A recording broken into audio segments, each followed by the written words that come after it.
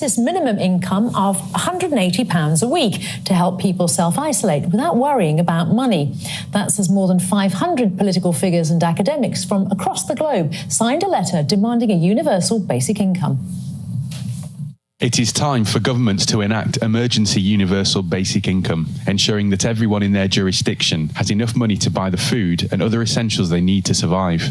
Alone, basic income won't be enough. Migrants and detainees, for example, will need support specific to their circumstances, and evidently, food and healthcare must be provided for all.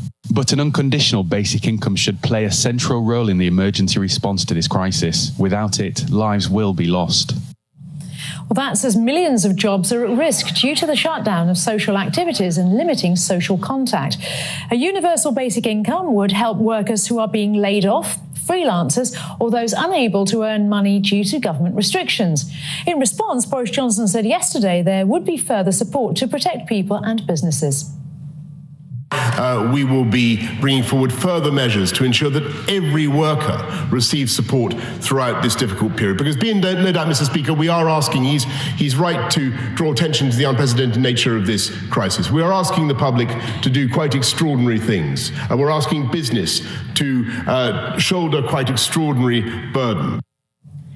But how much would it cost? Economics expert Daniel Susskind says a £1,000 cash payout for each person each month would cost the government around £66 billion a month. And that's compared to the almost £500 billion bailout the country needed to stay afloat during the 2008 financial crisis.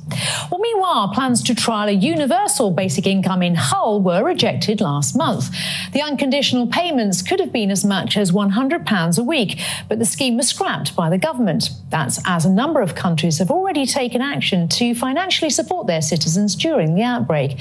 Employers in Ireland who were forced to temporarily close their businesses will pay their staff £188 a week, which will be reimbursed by the government.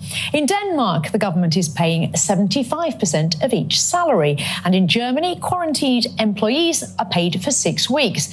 And the Swedish government is paying 90% of salaries.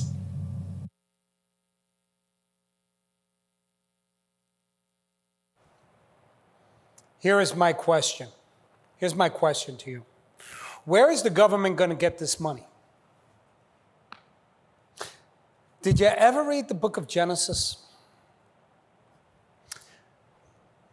What happens to famines? What happened to the famine that happened in Egypt? What did the Egyptians have to do to themselves? Pastor, you're not talking about slavery. No, not now. That's for next week if I'm still here.